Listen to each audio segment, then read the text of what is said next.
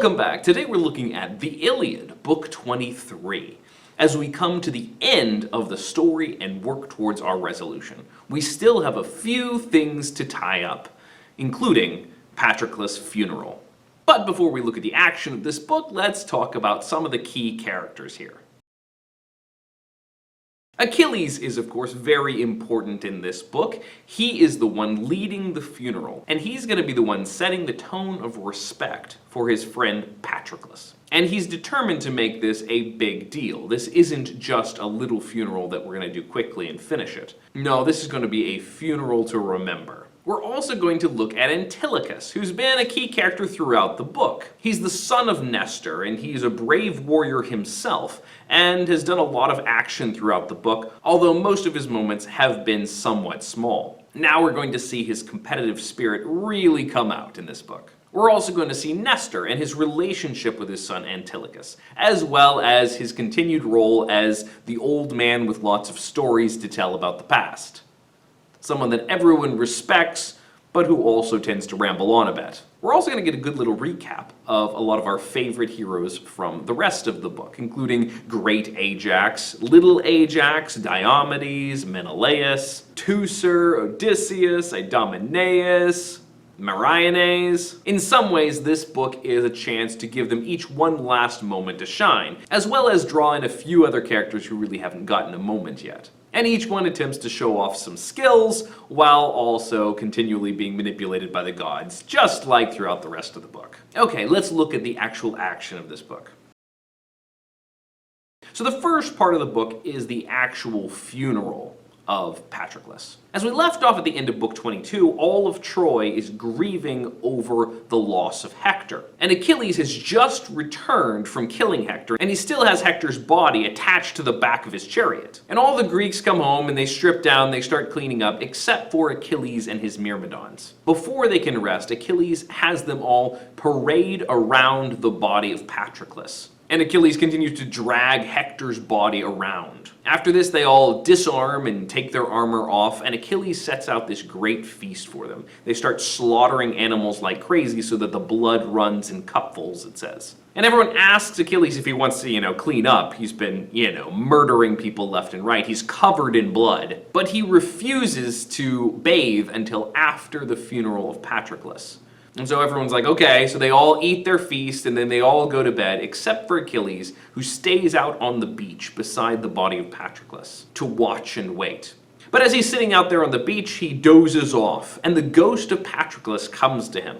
And the ghost of Patroclus says, I'm not able to pass the gates of Hades until after my funeral, so go ahead and hurry up and have that funeral for me. And Patroclus actually says, I think you've forgotten me, Achilles. You're already asleep and you haven't buried me yet. I mean, Achilles hasn't even showered. He's like sitting out there grieving over his best friend, and he slips off to sleep in a doze, and his friend accuses him of being forgetful. It's kind of harsh. Patroclus also reminds Achilles, again, like everybody else has, that he's going to die soon. And when he does, he wants their bones to be placed together in an urn. And as Achilles sees the ghost of his dear friend, he tries to reach out and embrace him, but Patroclus' ghost slips away into the earth.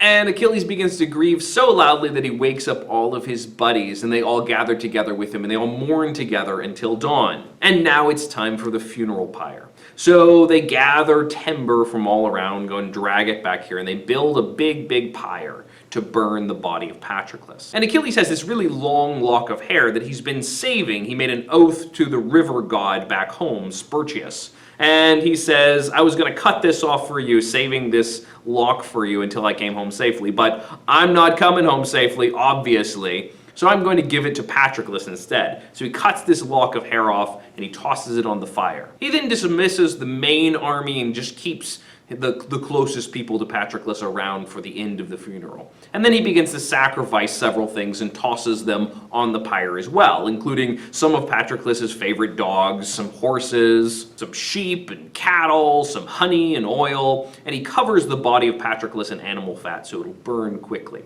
And then he takes those 12 guys that he captured out before, the sons of Troy, and he slaughters them there in front of the funeral pyre in honor of Patroclus, and then throws their bodies in among the fire as well. But he makes a point of saying, I'm not doing this with Hector. I've got another plan for Hector's body. I'm going to feed him to the birds and dogs. But then we get this little aside and we find out that Aphrodite and Apollo have been preserving and protecting the body of Hector. They've been putting ambrosia in it to keep it from rotting, and then they've been shooing away the birds and dogs so that it will stay preserved and Hector will continue to look as fresh as the moment he died. And so then Achilles prays to the winds to help build his fire and stoke his fire up. And we have this enormous bonfire that burns all night long and into the next day. He wakes up the next day at dawn as his friends wake him up. And so then he gives them instructions for what to do about the bones in the fire. Patroclus was in the middle, and so he knows where those bones are. He's going to preserve them in an urn and honor them, and everything else you could just toss it away.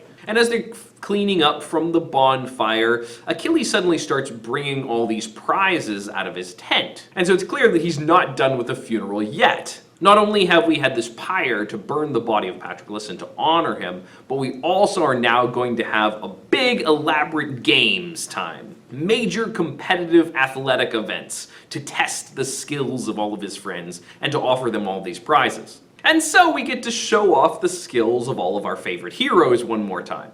It starts with a chariot race. And the chariot race features a guy named Eumelus, who we really haven't seen much yet, Diomedes, Menelaus, Antilochus, and Meriones. As we introduce Antilochus, Nestor pulls him aside and gives him this big long speech about how to win the race, because Antilochus really isn't the fastest guy there.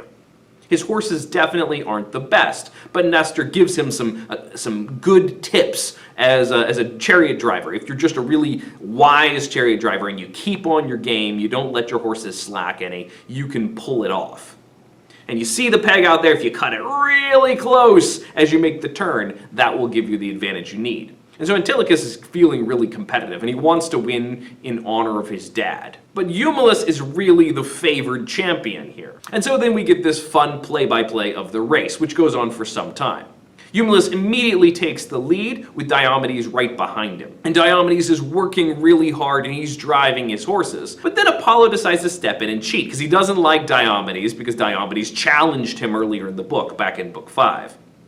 And so he smacks the whip out of Diomedes' hands. And Diomedes is so angry because, after all, he was doing so well and it was just wrecked for him. But Athena's been watching this and she snatches the whip up and smacks it back into Diomedes' hand. And then, to fix things, she goes and smashes Eumelus' yoke. So his chariot just completely falls apart and Eumelus face plants really hard, skinning his nose. And so Diomedes takes the lead. Yay, more god cheating. And so Antilochus is watching all this. He sees that Athena is with Diomedes, and so he's like, yeah, no chance of first place, but I'm determined to get second. But we have Menelaus in front of him. And Antilochus is catching up with Menelaus, and they come to this really narrow area. And Antilochus decides to swerve in front of Menelaus and cut him off in this narrow spot so that Menelaus will have to choose between wrecking his chariot and slowing down. Menelaus is incredibly ticked off, and he shouts at Antilochus and is like, no, don't do it! Don't play chicken! Stop! But Antilochus is so determined to win and bring honor to Nestor that he refuses to listen and moves in to collide with Menelaus, unless Menelaus backs up. But as soon as the narrow spot clears out, Menelaus presses his horses and he's determined to catch Antilochus again. We cut back to camp, where Idomeneus is watching the race, and he's got these sharp old man eyes. And Idomeneus is the first one to realize that Eumelus has been knocked out.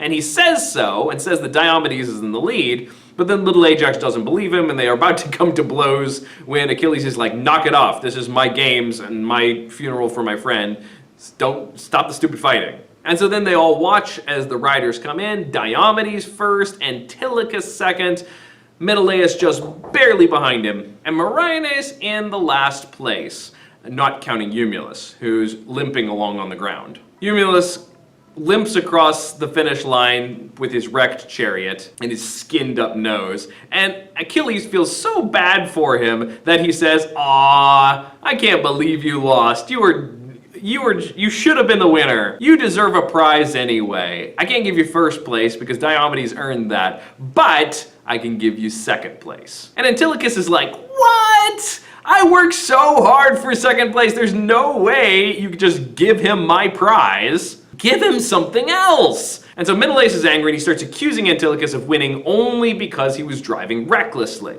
cutting Menelaus off and risking both of their necks. And when Menelaus says this, Antilochus is like, "You're right, I'm sorry, Menelaus, you have my prize." And he starts speaking really gently to Menelaus, and Menelaus is like, "No, that's all right, you take it." And so Achilles finds a new prize for Eumelus, and Antilochus gets his prize.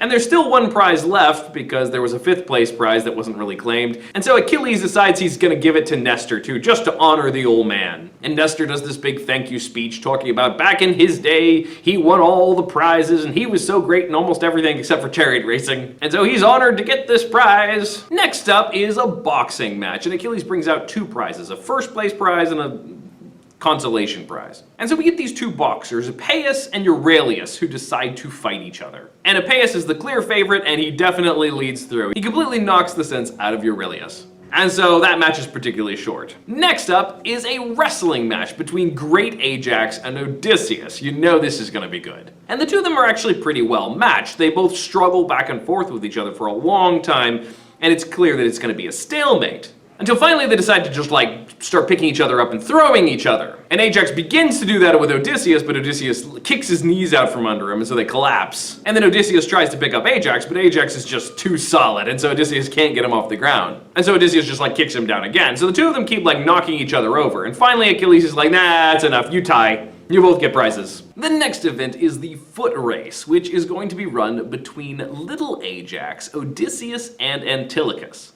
And all 3 of them are known for being pretty fast. Little Ajax, though, is known especially for being quite the runner. Odysseus is the older man, and among the younger runners, Antilochus is known to be the best. But Antilochus really can't match up to either of the other guys, so the 2 of them are sprinting forward way in the lead. And little Ajax, this is finally his moment. He's finally going to do something really interesting in this book, and he's in the lead, and Odysseus is right behind him.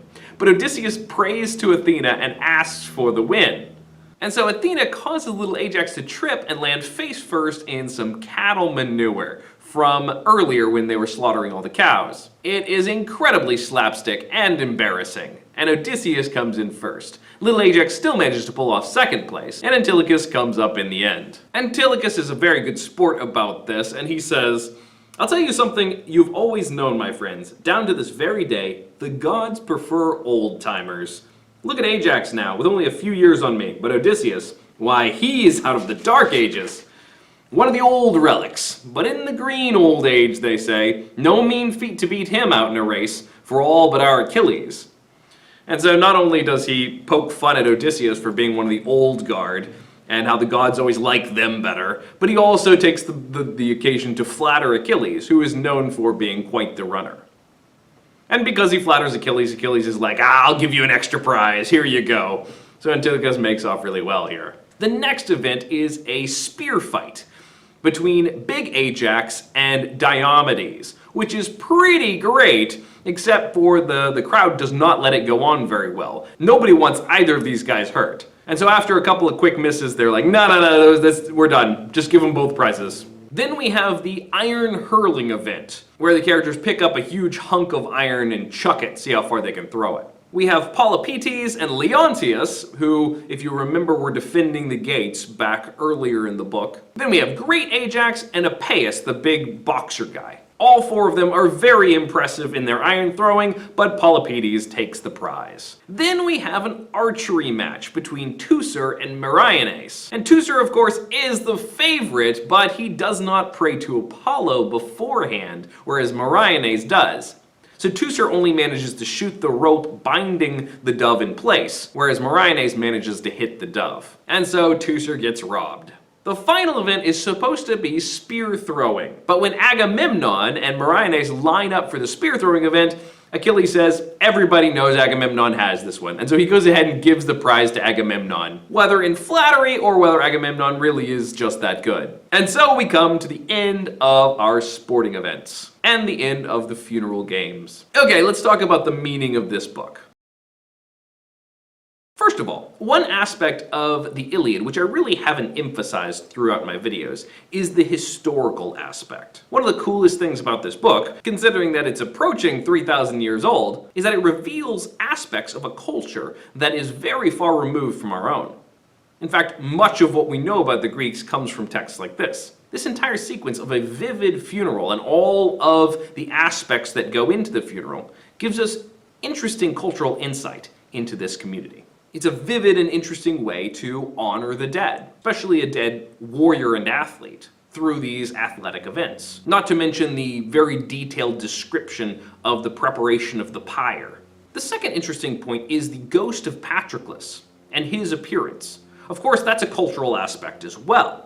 We see in this moment the importance of going through the funeral rites. And it gives more context to all of the fight scene we've seen over the bodies of the fallen. Patroclus talks about how he's not able to move on in the afterlife until his body has been given appropriate funeral rites. And as we think back about Sarpedon's body and the respect that Zeus had for that body as everyone was fighting over it, or the long fight over the body of Patroclus, or the current state of the body of Hector, it brings in sharp detail the importance of the treatment of these bodies. And it also sets up for us the final chapter where we're going to deal with the body of Hector. This book also serves structurally as a great wrap-up to a lot of the characters that we've been exploring throughout the book. It gives them each one more chance to show off, while again reiterating our themes that no matter how powerful you are, no matter how skilled you are, it can end in a moment with the manipulation of the gods. The gods step in and cheat several times in this sequence. And so even though these events are supposed to be, showing the heroes in their skills and ability, several of the characters get robbed of victory because the gods just decide to change things up. No matter how good you are, in the space of an instant, everything can change. And we also get the fun of seeing most of our favorites in action one more time as the book wraps up. And so now we come to the very last chapter of the Iliad, and we'll see how we tie the book up and resolve the issue of Hector's body. Thanks for watching. You can click to subscribe or watch another video, and I'll see you next time as we finish the book out. Bye-bye.